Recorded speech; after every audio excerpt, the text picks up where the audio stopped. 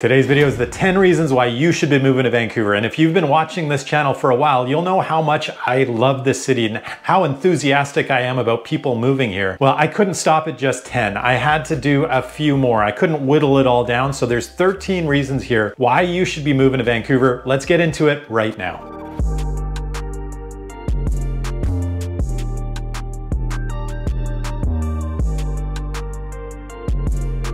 Welcome back to the channel. If you're new here, my name is Sebastian Albrecht with the Living in Vancouver, BC team. I make videos about living in and moving to Vancouver every single week. And we're gonna start off with reason number one, why you should be moving here, and that is the weather. The weather for Canada is absolutely phenomenal. It's one of the most temperate climates that you're gonna find in the entire nation. And for the larger cities in Canada, it has the best weather. It is not as cold in the winter months. You don't get as much snow. So we rarely dip below -5, I would say.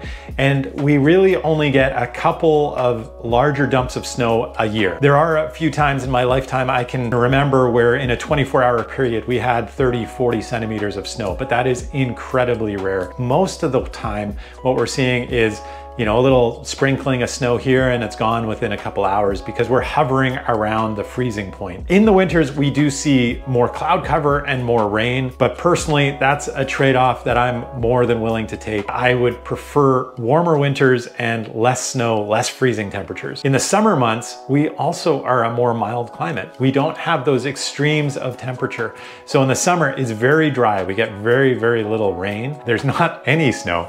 There's tons of sun, and that sort of starts around now. It is middle of April right now, and I'm looking outside and it's kind of raining at the moment, but we're about to go into a period where there's forecasted a couple weeks of sun.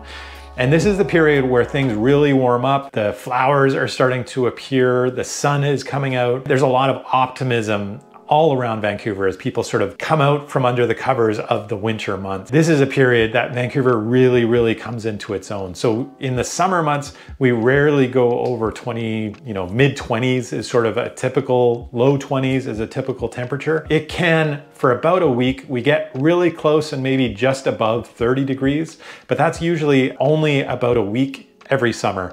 And so it's very, very rare that it gets incredibly hot. And I think for people moving from other parts of Canada and frankly from other parts of the world, it's a surprise to find just how moderate the climate here is in Vancouver. Reason number two is the economy. Vancouver's economy is incredibly robust. When I was a kid, it was still very much focused on primary resource industries, logging and mining. But over the last 30 years or so, our economy has really grown into its own to the point where today it's one of the fastest growing economies in the entire country, according to the Conference Board of Canada. And it kind of makes sense. Vancouver is the western terminus of the Transcontinental Highway as well as the railway. And it's one of the major ports on the west coast of North America. So trade is an enormous part of our economy.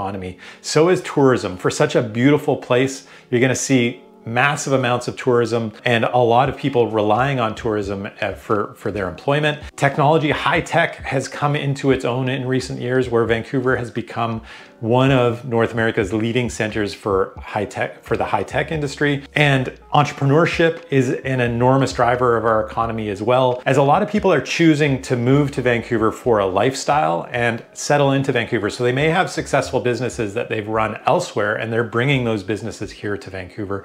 And finally, one of the other big primary drivers of our economy is film and television. And Vancouver has become Hollywood North. When productions are looking outside of LA, a place where perhaps they're finding it too expensive to produce film and TV, Vancouver has become one of the places that they're looking to one, save money, and also just it's become a place where there's immense amounts of talent in the film and television industry.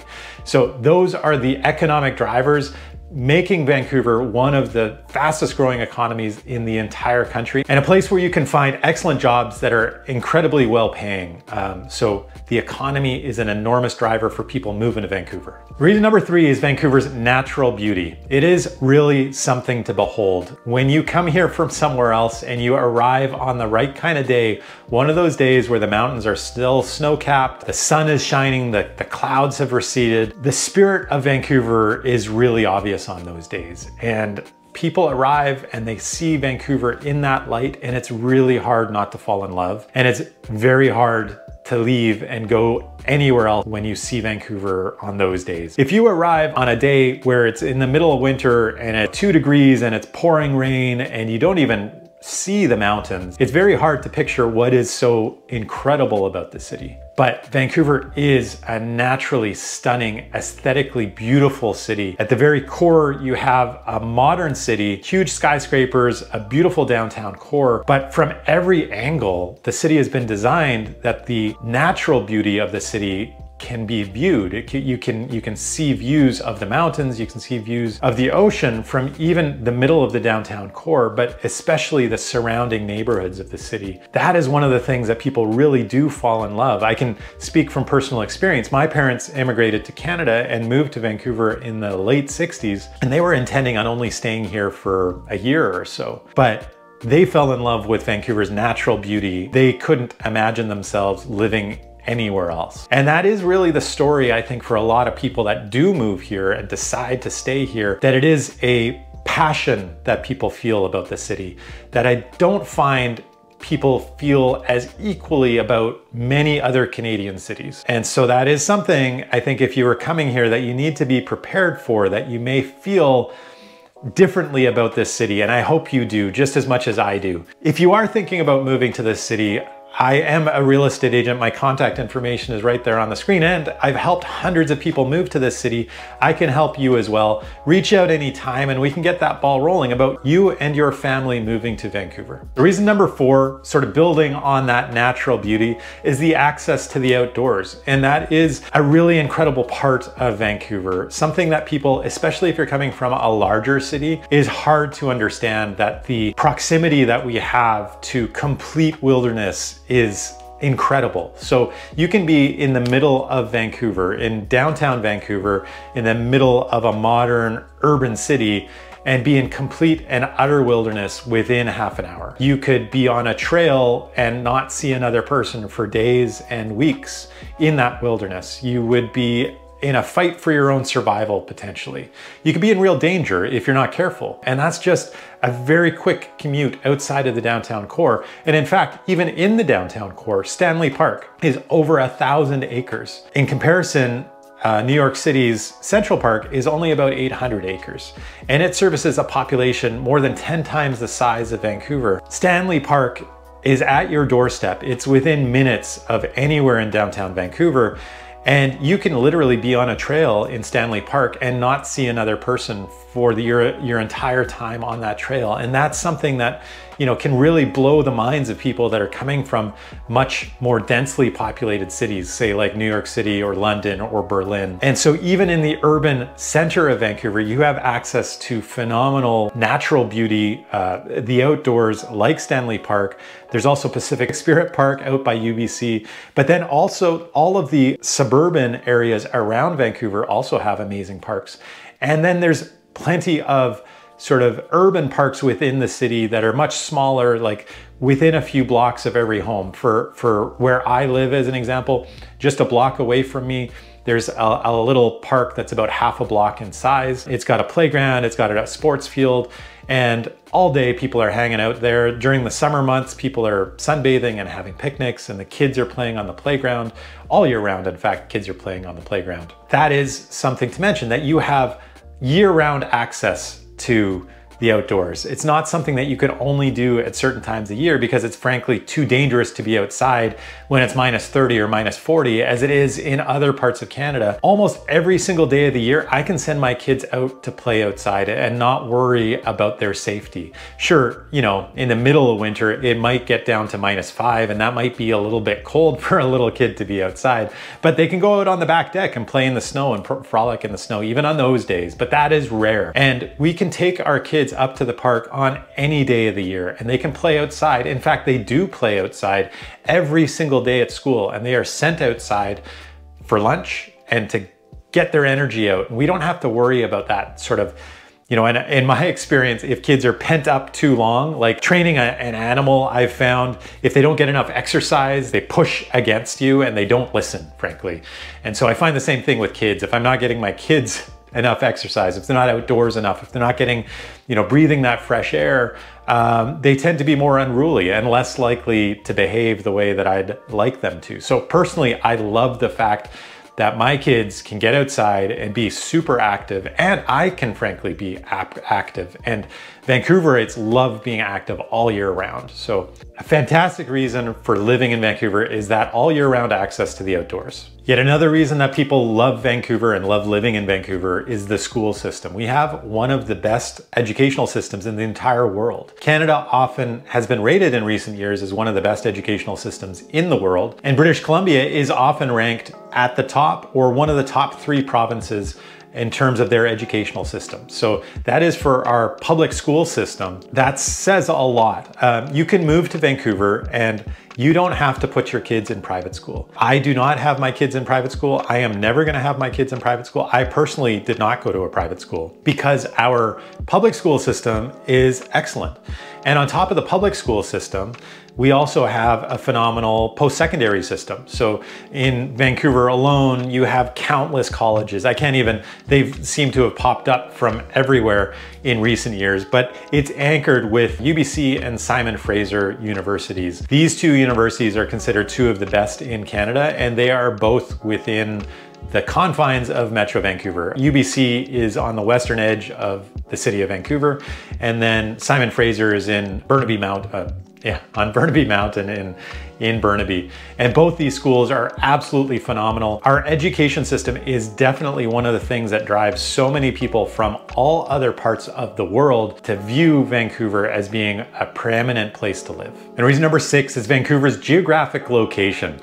It is such a great place to live if you want to go elsewhere. It's not that you're confined to the city and you have no other options. So one of the things that I love about Vancouver, and so many other people that live here do, are the road trips that you can have and getting out into the countryside, exploring British Columbia, which is a massive province and offers so much in terms of mountains and hiking, the lakes that are up there, and then the ocean right at your doorstep. So tons of people will go up to the Okanagan, which is essentially just a couple hours away, 2 to 3 hours drive. And that's an area that is great for skiing in the winter, but also sort of lake living through the summer months. And a lot of people will have cottages or homes in the Okanagan, whether it's in Kelowna or Penticton or Osoyoos. And then a lot of people will also go to the Gulf Islands. So we have a number of small little islands off the coast of Vancouver, between Vancouver and Vancouver Island, that are amazing communities. And every single Gulf Island has its own feeling and community, and you really need to experience each one of them, from Galiano Island to Salt Spring. These are all places that are really amazing places to explore. And then there's Vancouver Island, and it's very nearby. It's only about, I think it's about 30 kilometers away. But it is a ferry ride. There's no bridge access. And what that means is Vancouver Island is a very different experience from the rest of the mainland. And there's Victoria over there, but there's, areas like Long Beach and Tofino, just so many places that are worth exploring, so close to Vancouver. And on top of that, then we also are so close to the border with the United States, and exploring sort of Washington State, Oregon, and California. It's really at your doorstep, and there's so many of these gorgeous, beautiful, amazing experiences that you can have within a short commute. You can drive 2 hours, you can drive 5 hours, you could drive 12 hours, whatever you have time for, but there's areas worth exploring.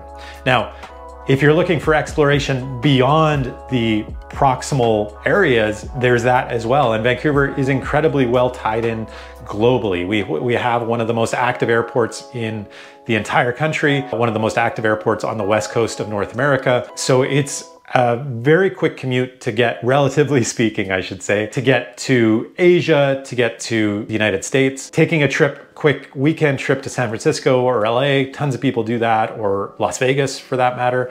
And then also going down to Mexico or going over to Hawaii. Those are places that people will often take vacations, and those flights are 3 to 5 hours in that kind of range. And yes, we are further from Europe, but it doesn't, because of the flying over the Arctic, it doesn't take that much longer than it would from Toronto to get to Europe, where we do have not quite as strong a connection, I would say, as the Caribbean, which on the East Coast, you're going to find people tend to vacation much more commonly in the Caribbean. In Vancouver, that's a little more, you basically have to fly over to Toronto and then fly down to areas in the Caribbean, or let's say Miami. Yet another reason that Vancouver is such an amazing place to live is the cultural diversity. And I can't say that Vancouver is the most culturally diverse place in the world. Perhaps not even in Canada. I mean, technically, I think Toronto and Montreal are more culturally diverse, but Vancouver is immensely culturally diverse on a global scale. The result of that is Vancouver is sort of this melting pot of different viewpoints, different cultures, different ways of being. And as a result of that, Vancouver is an incredibly open-minded city. You can see the example being that Vancouver is one of the friendliest places for the LGBTQ community in the entire world. And we have a very vibrant culture, LGBTQ culture in Vancouver, because Vancouver is such an open-minded place, and we all come here from somewhere else and we all get along. And it's really, I think, one of the best examples of cultural diversity in the world. And there's so many amazing things that sort of flow out of the benefits of that, flow out to our city in so many different ways. So it's something that I'm personally really proud of, and I'm very open to and accepting of, because we really do all come from somewhere else. Vancouver is one of the most popular destinations for new immigrants in Canada. Technically, Toronto is #1, but Vancouver, you know, and for a long time was #3, but these days is really vying for #2. It's basically surpassing Montreal in its attractiveness to new immigrants. My own family came to, as I mentioned earlier, came to Canada in the 60s before I was born, but they moved first to Montreal, and they found Montreal for a couple reasons. At the time, they didn't find it as open to newcomers as other parts of Canada were. It was a politically turbulent time in Quebec in the mid to late 60s. And the other reason was the weather. And they found that the winters were horrendous in Montreal. And my sister, I have an older sister who was just a little toddler at the time. And my mom was really worried about her ability to withstand, you know, Montreal winters. And as a result, they decided Vancouver was the better place for them. But that's the conclusion so many newcomers to Canada are making these days as well. That Vancouver is, if you're not moving to Toronto, if for whatever reason Toronto isn't the right place for you, maybe the city is too big, maybe you don't find the opportunities, maybe you want to be by the ocean, maybe you're more of an outdoorsy person. And for my family, that was part of the equation. They love the outdoors. And you know, coming from Europe, coming from Germany, they really valued, they had this romantic notion of grand open spaces that they found Vancouver had much more access to. So cultural diversity, you know, there's a reason that Vancouver has that, because we have so many new people moving here, and it sort of feeds on itself. When we are originally so opening and welcoming, it kind of feeds on itself that we continue to be that way. And it's not just for where you're coming from, but it's also, you know, what your hobbies are, or what your passions are, or what your political beliefs are. It's a very open and welcoming community that personally I really love, and I think you will as well. All right, so reason number 8 that you should be moving to Vancouver is the food. I mean, the food truly is exceptional. Yeah, there are gonna be places where it's better than Vancouver, and that is typically much bigger cities, thinking of, let's say, LA or New York City. But Vancouver punches well above its weight in terms of the quality and assortment of food that you're gonna find. Again, it's not as diverse as you're gonna find in a bigger city or a more multicultural city, and Toronto would be the prime example of that. There is more real South American cuisine in a place like Toronto, or Caribbean cuisine. We don't have tons of that, but there is incredible seafood, as you can imagine, given that we are right on the coast. Amazing, some of the world's best Asian food, and then an increasingly diverse amount of options. But not just the diversity, one of the amazing things is also the quality, and people have an expectation. There's a lot of people these days in Vancouver that feel very passionately about food. The bar keeps getting raised. I mean, When my parents moved here in the 60s, my parents had stories about how bad the food was. They came from the hotel and restaurant industry. They were shocked at how low the bar was. I think these days, you know, my father has passed away, but my dad would be thoroughly impressed with the kind of quality. He'd probably have a heart attack at the bill at the end of the meal, but he would probably not have ever had such fine dining in his entire life. So there's a real opportunity. In fact, just a couple years ago, Michelin finally recognized the quality of Vancouver's cuisine. They awarded Michelin stars to 9 Vancouver restaurants that are sort of sprinkled throughout the city. There's one just down the street from me called Published, which frankly is a little too expensive for me and my family, but occasionally my wife and I have had the great fortune to dine at Published. There's also places like Burdock and Company, St. Lawrence and Annalena. These are some of those Michelin starred restaurants that are definitely worth experiencing. But it's not just that high end, it's even the low end. There are inexpensive food options in Vancouver that abound, and really there's, you know, food trucks and small mom and pop places where, you know, it's not gonna break the bank to eat out. And I'm thinking of sushi in particular, even like super cheap pizza, that is good quality. But sushi is something, if you're coming from somewhere else, that is gonna surprise you, because in many other parts of the world, sushi is a very exclusive dining experience. And if there is a sushi restaurant, the quality of it probably isn't particularly high, but the cost is incredibly high.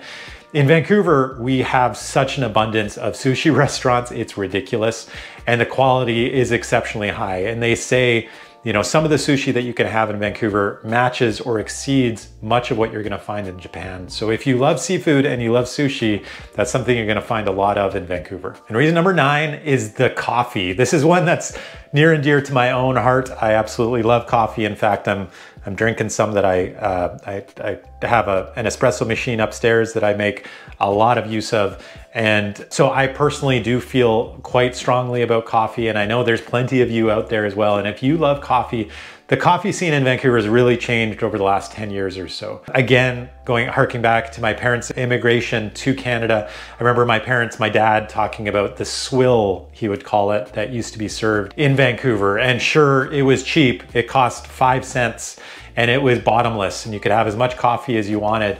But he said it wasn't worth it. And so coming from Europe, where they had, you know, the Italian coffee, and you couldn't get an espresso in Vancouver, that started to change around that time with the Italian and Portuguese immigrants coming to Vancouver, and Commercial Drive in particular. But it was still really unusual and hard to find. In the last 10 years, coffee shops, you know, it started with, I would say, Starbucks coming into Vancouver probably about 30 years ago. We got to a point where we had more Starbucks in Vancouver than there were in Seattle, where Starbucks came from. But, and that became the bar that was set. But in the last, starting about 20 years ago, and certainly in the last 10, I mean, we way exceeded the quality and the effort that is put into coffee from Starbucks. And there's only a few places in the world, I think, that really exceed the kind of coffee culture that we have in Vancouver. And I know Australia is one of those places, Sydney in particular, but Vancouver is one of those exceptional places. We have tons of small coffee shops that cater to people with really refined tastes, things that I'm not quite a party to. My taste isn't quite that refined, but the people that are in the know really know some of the best coffee shops that you're gonna find. And on top of the coffee shops, we also have small batch roasters, a lot of those. So really amazing beans that are globally sourced, ethically sourced often, and then really amazing local coffee shops. And there's places like Platform 7, Revolver, Timber Train. I mean, it's to the point even at Platform 7, you can get a flight of coffee. It's not so, you know, you can, where you go into a wine tasting and you can get a flight of wine. They do the same thing with coffee. And it's some exceptional experiences surrounding the coffee. If you love coffee, Vancouver is a place you really need to think about making home. And another reason that you need to think about making Vancouver home is its walkability. And if you've been watching my videos, you know how strongly I feel about walkability. I do think it's one of the things that really drives people that are thinking about moving somewhere. An attraction to Vancouver is when they realize just how walkable not just one part of the city is, but basically the entire city, and many of the suburbs are becoming increasingly walkable. The city of Vancouver, in fact, is the most walkable city in the entire country. It has the highest walk score of any Canadian city. And that's partially because Vancouver is, as I've said in many other videos, incredibly dense, incredibly small, and it makes it relatively easy to be walkable. But it's also the way that the city has developed. In past videos, I've also talked about the fact that Vancouver doesn't have any inner highway system. There was no big push to move people out of the city and into the suburbs. And the result is that we have this city of neighborhoods, and all of these neighborhoods you could live in and not have to leave. They're essentially these 15-minute cities. So whether that's in Kitsilano or in Yaletown or on Main Street, Mount Pleasant, Commercial Drive, all of these areas are incredibly walkable. And I live in one of those areas where I live in a single family detached home, but I am a 10-minute walk to my kids' school. I can walk the kids to school every morning, although I don't and I should. Sometimes I'm just too busy to do that and we run out of time. But we can walk to the bank, we can walk to the grocery store. I mean, there are more things that we can get to by driving, but all of these things are within a really easy walkable commute. And you can also just jump onto a bike. And so speaking of that, I mean, it's not just that everything is walkable, it's also that Vancouver is one of those places where a car doesn't need to be used. There are so many fantastic alternatives to driving. Increasingly, that's being pushed more and more. So we have an incredible bike network. Our transit system is one of the best in North America. We also have, other things like, I mean, obviously taxis, but also Ubers and car shares and bike shares. There's just so many different ways to get around the city aside from driving. So walkability is one of the big drivers of making Vancouver such a livable, great place to live. Reason number 11 is Vancouver is a fun place. Yes, it has a reputation as not being fun, but I strongly disagree. And I view Vancouver as being, it punches again well above its weight for the size of city it is, for the types of things that you can do. So in my lifetime, we had Expo 86, so we had an international exposition back then, which really put Vancouver on the international map. And then we had the Winter Olympics in 2010, which even pushed us further on the global scale. In 2 years, in 2026, we're gonna be a co-host to the World Cup. So some of the largest global events are happening in Vancouver.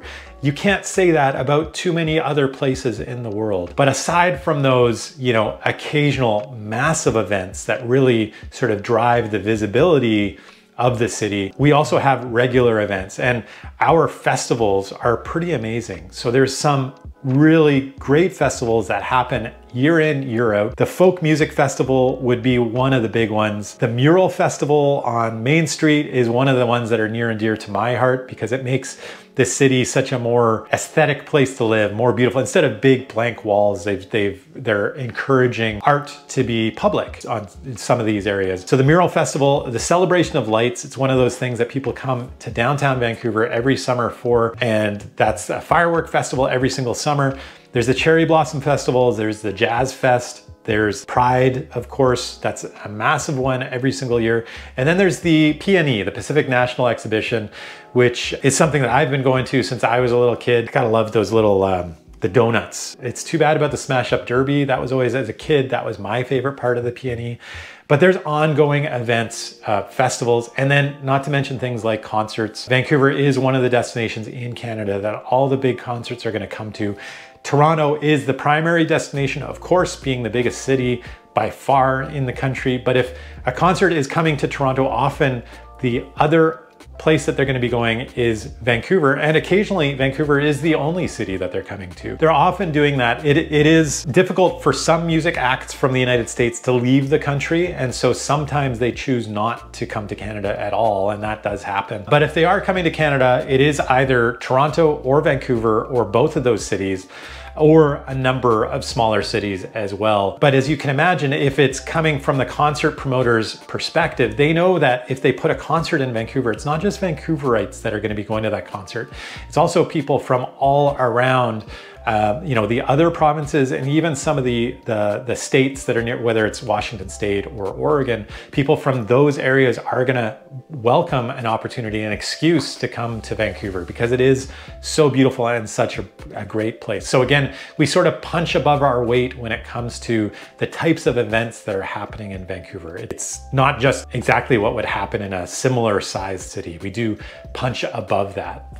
And on top of you know, the events, the concerts and the festivals. We also have an amazing sports scene. You got professional hockey team, the NHL, the Vancouver Canucks, soccer, we have the Vancouver Whitecaps, and then we have for football in the CFL, we have the BC Lions. And lacrosse, my son just started playing lacrosse and he's really excited about seeing the Vancouver Warriors. There's all sorts of other sports events that are going on, not just at the highest tier, but tons of sports to be checking out if that is your thing as well. So events are definitely, there's a lot happening in Vancouver. Vancouver's a very fun city. You can find what you want if you're careful. You just have to figure out where it's happening. There is so much going on all the time and it's happening, punching way above its weight for its size of city. Safety is yet another reason that people are thinking of moving to Vancouver. Yes, we do have crime. We are a city, there's no doubt about it. And there have been some major incidents in recent weeks that are making people a little bit concerned about just how safe Vancouver is. But in the grand scheme of things, Vancouver is one of the safer cities in one of the safest countries in the world. So I think locals would be concerned about the direction that Vancouver is heading. But if you look at it on a global scale, if you're moving here from LA, New York City, if you're moving here from Hong Kong, or Berlin, Vancouver is incredibly safe. You don't have to worry about your kids playing outside, whether they're going to be safe or not to do that at the local park. You don't have to have your kids go through a metal detector when they go to high school. And I had a family recently that moved up from Seattle, and that was one of the big things, that they wanted their kid to go to school not having to worry about their safety every single day. That's not something that has even entered my mind, having children in the public school systems here in Vancouver. There's no concern on my part that they're not going to be safe, you know, in their class or even outside on the school grounds during the school day. Yes, Vancouver's crime levels are a little bit higher than the national average, but they are going in the right direction. So if we look at the CSI, we're seeing that move from 2013 for the 10 years from 2013 to 2023, the CSI has been declining for Vancouver while it's actually been rising nationally. And it's declined for Vancouver 12.3% and risen nationally by 22%. So we are definitely moving in the right direction. But one of the things that you do need to be aware of about Vancouver is that crime is present. There's no doubt about it. It is a big city and we do have an issue with drug use and homelessness, and most of the crime that we see in our city is related to those to that big factor in the city. And it is mostly petty crime that you're gonna need to be worried about. So there are gonna be areas, you know, if you leave your bike unattended or with a lock that's not really of the best quality, your bike will be gone. And there are areas that you could live where, you know, you're gonna see people using drugs right in your presence or selling and buying drugs right in your presence. But for the most part, you are left alone. And so even in the worst neighborhoods where crime rates are highest, I personally am entirely comfortable walking down that street, even at 10 p.m. on a Saturday night. I have done that. I am comfortable doing that. I am aware of my surroundings and I am careful. It's not something that I would do lightly at those particular times. And there are a couple other neighborhoods where you just need to be careful at certain times, but that's not unlike any other big city. For the most part though, Vancouver is incredibly safe and there's no reason to be worried about your own physical safety. There have been a couple really large events in the last couple of weeks. There was a shooting in downtown Vancouver in the middle of the day. It was a targeted shooting, and so it's a gang-related shooting, and that does crop up every once in a while in Vancouver, and that's something we live with. And there is that possibility that there is sort of accidental damage where somebody's getting shot at and they shoot an innocent bystander. That has happened in Vancouver, but it is incredibly rare, and it's not something I personally don't live in fear. I feel Vancouver's incredibly safe. The stats back that up. And I think it's another reason, you know, especially on a global scale, that people are moving to Vancouver and why you should be thinking of moving to Vancouver too. Air and water quality is yet another reason that you should be thinking about moving to Vancouver. Both of them are exceptional. And if you're moving here from anywhere that's seeing any kind of population density, whether that is Toronto, New York City, or it's places in China like Shanghai, or let's say Hong Kong, or anywhere in India, I think you're gonna be astounded at the quality of air and water that you're gonna find in Vancouver. It's a reason that many people come here in the first place, and really over its entire history, that's a reason that people have been drawn to Vancouver. But it's a reason that a lot of people stay here. I mean, we love the nature that surrounds us, and one of the benefits that we get from that is the high quality of pristine air. And one of the experiences you'll have arriving in Vancouver, and I have mentioned this before, but there's a real sense of, you can feel the life in the air and the quality of the air when you arrive in Vancouver and the plane doors open and you've kind of been breathing that gross, stale airplane air for so long, and you get that fresh breath of Vancouver air, and that's where you really notice how special it is. It is very unusual. It's a little bit moist. You can sort of sense the life and the activity and the moisture in the air that you're not gonna, the difference, let's say in the southern United States, like Phoenix, where it's a much drier air. It might be clean air, but it's very, very dry. Vancouver's air does have a little quality of moisture to it that you tend to sense even on the driest days. And then on top of our air quality, which actually, before I move on from air quality, I should say we do produce smog, but we benefit from being on the ocean and being surrounded by trees, which really, obviously, the nature that surrounds Vancouver helps clean the air that we tend to dirty, being just sizable city. But we get to cheat a little bit being on the coast, because we do have a breeze that comes off the ocean, and that breeze, that ocean air pushes the smog off into the valley, and it's currently replenishing and cleaning the city air. The other thing to note is that in recent years, there have been some periods in the summers where the air hasn't been as pristine as we'd usually find. And that's because of forest fires that we're seeing in other parts of British Columbia. And that smoke can sit on the city when there's not as much of a breeze in the summer months coming off the ocean. And that impacts our air quality for sure, but it's a limited amount of time, and it's not necessarily something that's an ongoing issue, hopefully. And then there's the water quality, and water quality, I think, is even more astounding than the air quality. So many other parts of the world, the water quality is really questionable. I mean, there's areas, of course, where we're not supposed to drink the tap water, like in Mexico, and all you can do is drink bottled water.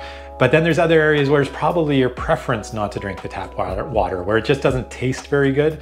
And I'm thinking of, areas that are not, where you have hard water. And that's been my personal experience in so much of Europe and other parts of North America, where it's water that's coming from an aquifer or from a well deep underground. And there's lots of minerals leaching into the water, and the water, you take a bath or a shower and you still don't feel really clean because it's kind of clinging to you and the water tastes bad. In Vancouver, you really have the opposite experience. We are lucky to have incredibly clean, incredibly fresh, and incredibly soft water. So our water all comes from the mountains that surround Vancouver generally. There's a couple suburbs where that's not the case, but for 90% of our water comes from there. And so it's fresh water. It's falling from the clouds above. As snow or rain, it's settling into lakes, and those are the source of the water for the city of Vancouver. And it comes down from the mountains, and you turn on your tap. Essentially, you have fresh mountain water, and it really is an incredible experience. It tastes like no other water in the world. I think we're incredibly lucky. I think you would be incredibly lucky to call Vancouver home and experience that as well. There's so much good about Vancouver. It was really honestly quite difficult to keep this down to, I was trying to keep it down to just 10 reasons. We got to 13, but I could keep going. There's so many fantastic reasons to call Vancouver home. So if you are convinced that Vancouver is the right place for you, and you're thinking about moving here, you're thinking about buying a home, I am a real estate agent. I've helped hundreds of families just like yours settle in Vancouver. I can help you too. My contact information is right here on the screen. We can get that conversation, that ball rolling about you and your family's move to Vancouver and figure out where's the right place, what's the right timing.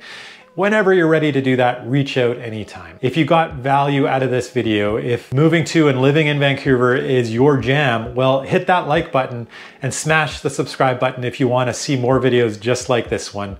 I do put out these videos every single week, and you're not going to want to miss a single one. If you have missed some of those videos, I put out about 60 videos now They're all about living in and moving to Vancouver. It's a wealth of information. I hope you get a chance to explore it, but I also hope that we can meet on a couple other videos that I've made recently. This one over here is all about some of the myths that I want to debunk about Vancouver, and you're definitely going to want to check that video out. And if you are really serious about thinking about moving to Vancouver and you're worried about what it costs to live here, check out this cost of living video that I did a little while back, and I'd love to see you on those videos. I also want to see you on next week's video, and I'll see you there. And thank you so much for watching all the way to the end. I really appreciate all of your support, all the likes and the subscriptions and the comments.